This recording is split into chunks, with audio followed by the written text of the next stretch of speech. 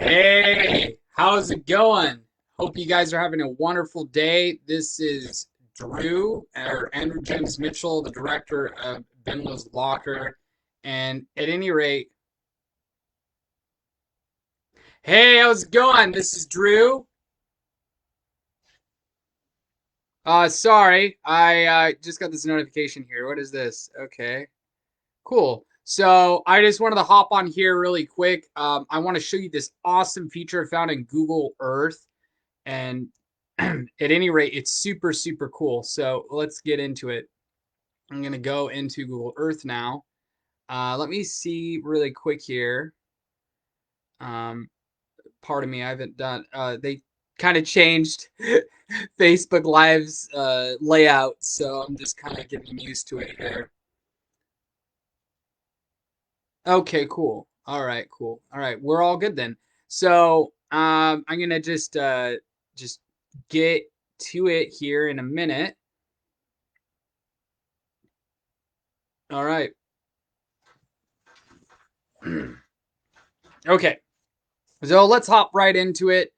Without further ado, I am going to do this, and this is Google Earth, right? So as you can see, this is Google Earth right here, and what I'm going to show you is super awesome feature. So there's this, if you go to Google Earth, you can create projects, believe it or not, and you can fully customize it, and you make kind of like a PowerPoint with it, and it's interactive. So whoever you give the link to, they can move the camera around however they want, and it's super cool. So I made a timeline of the sequence of events, and there's no spoilers, so don't trip.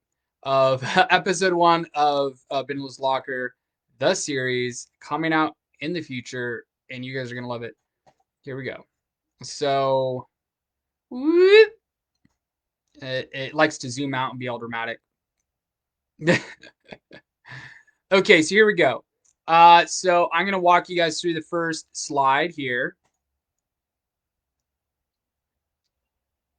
Bam! Now, anyone who's seen the film, and if you want to watch the short film, right, or the prequel to the series, please just message me, and I can send it to you. But you have to promise me that you are gonna actually watch it, and I really appreciate it if you do watch it. To please leave a review so we can grow this Facebook page.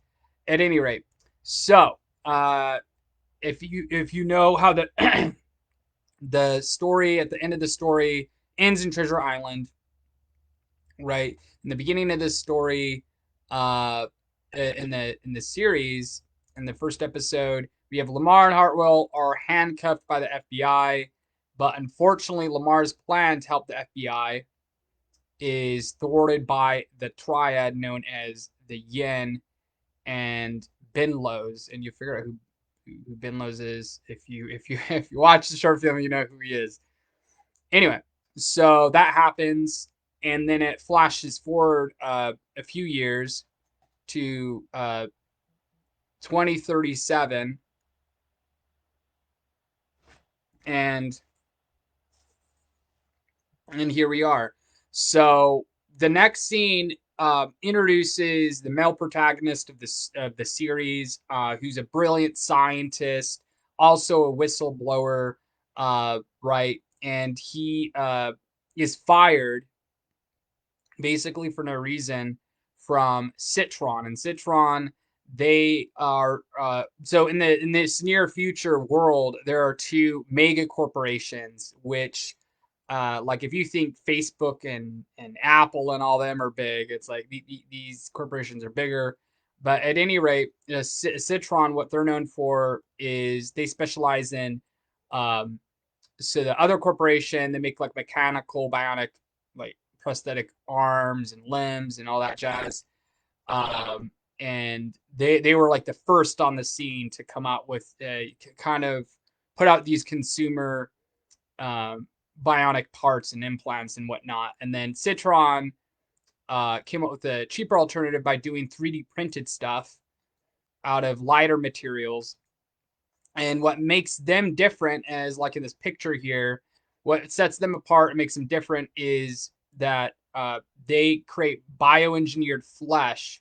So these, prosthetic limbs basically are kind of like Terminator. They look pretty much exactly to the naked eye like a human arm or leg or what have you, but the bones are mechanical and whatnot.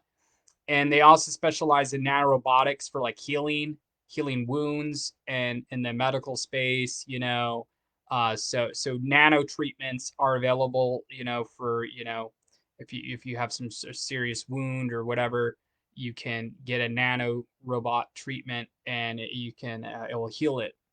And then they also specialize in AI driven brain chip implants, which is actually based off a real thing. This is based off of Neuralink, which Elon Musk is developing, where it has an AI in the brain chip that basically helps you out with certain things.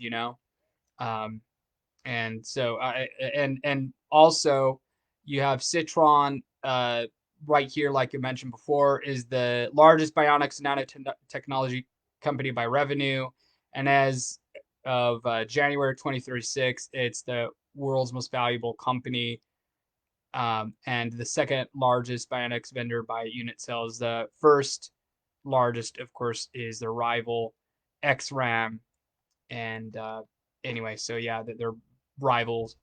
And so yeah, Desmond's last day in the scene, he leaves, he packs up his stuff and leaves. The next slide, we go to, and I'm thinking, if you're one of these top chip designers making brain chip implants for a mega corporation, you're going to be living in a nice place. And I know what you're thinking, for all of you watching who are in the Bay Area, you're like, oh, Pacific Heights, right? And it's like, no, I was thinking like Russian Hill, and I have a picture right here of where I'm thinking he likes the view, he likes to walk, right? Well, I mean, he's disabled, but he has that anyway. So he likes the view, and so he goes home and he's disappointed, obviously, by being fired. And his friend Dr. Bohan Chain calls them to basically cheer him up and whatnot. And they're both interrupted by breaking news that his now former boss, her son, was kidnapped by this North Korean terrorist dude.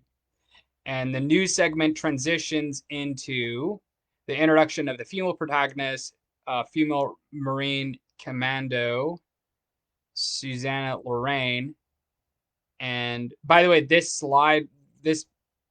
won't be in the actual uh, film or whatever in the actual episode, but this is their starting point.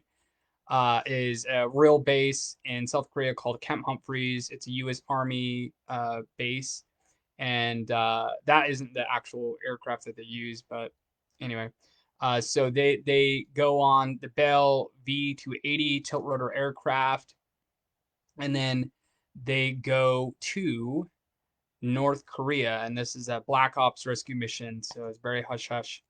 And this next slide is the flight path.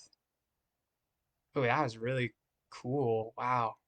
Anyway, this is the flat path, and they pass by Seoul or whatever. And well, I guess I'll have to change it in the script. But basically, they pass by like a city, and then they go over here to the drop zone. So next slide. Helps if you add sound effects. And here's the drop zone. So and since this is interactive, I'm gonna zoom out and show you what's up. So this is Yanmando, I think is how you pronounce it. It's a land-tied island off the coast of North Korea. And because I always wanted North Korea to be, that's part of the plot, but I was thinking like where in North Korea. And then when my research, I found this island, and like not too much is known about this island. During I think was it like the Korean War or World War II. Some Allied forces were on it temporarily, or they fought a battle there. But not much is known about it, and there's all these random buildings, and I'm thinking they do sinister experiments there. That's me. That's my theory. Uh, So that was the part of the inspiration. But anyway, they're dropped off here, basically like a mile or so off the coast here, and this is the actual aircraft they're likely would use. It's tilt rotor, and this is what happens when it's hovering mode. The rotors go up, and then there's a bay door right here, and they drop down, and they have what is called a rib, which is a rugged hold inflatable boat that they prep, and then they go off to here. Next slide.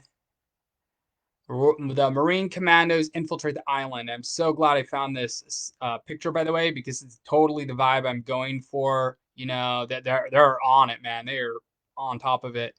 Except this operation takes place all at night, and they're a little bit more stealth about it. So Susanna gets on the beach first.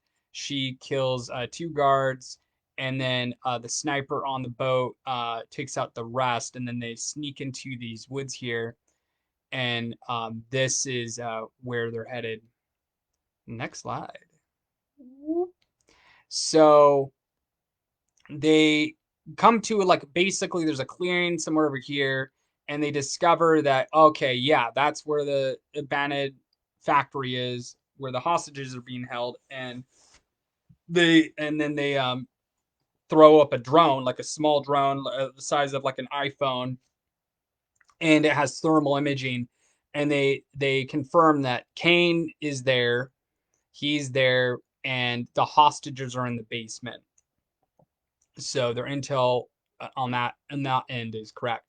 And then so the hostages are Blake Shaw is his name, and the CTO of Citron is Mallory Shaw. And then you have Helen Parkman is also kidnapped, and she's the niece of MI5 director General Andrew Parkman.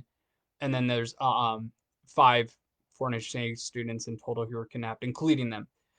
So at any rate, and I'm thinking it would look something like that, but that's kind of the visual there.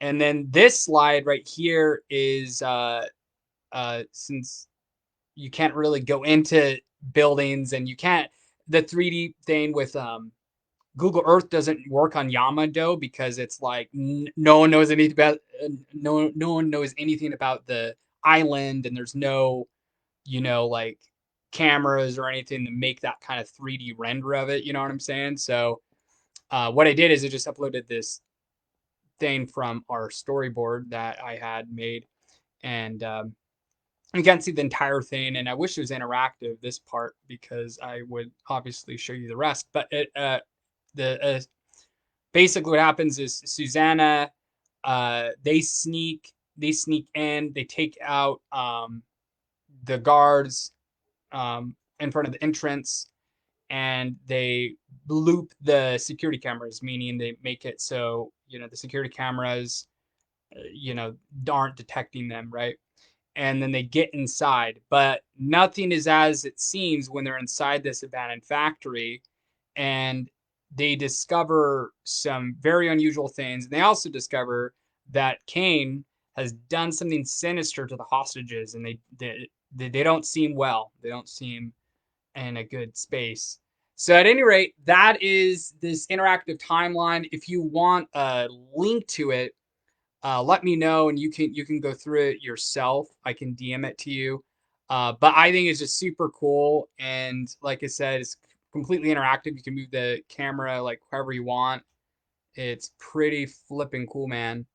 And yeah, it's super rad, and it's a cool thing because um, what sets my cyberpunk world apart from just real quick from the other cyberpunk stuff you see out there is I'm trying to make it what I call like minimalist cyberpunk, where most cyberpunk stories take place super far in the future, which I love, and they're more stylized, which is great, but there hasn't been a lot other than like Black Mirror, where it's like just in between. It's just we're just slightly far in the future, and now we're starting to see the emergence of these new technologies, right? Like cyborgs and service robots. Now we're as a society, we're starting to become accustomed to it, but it's still not like, people, it's not like second nature yet, if that makes sense. And that's why I want all the locations and stuff in the story to be actually real locations and not like made up mega cities and stuff. Though I do love that stuff. But at any rate, if you guys have any questions or what have you, let me know. I think it would be really cool to answer some questions here. Right on. Well, with that, thanks for whoever watched the thing. I appreciate you. If you didn't watch it, that's cool, and I'll make another one in the future. Peace.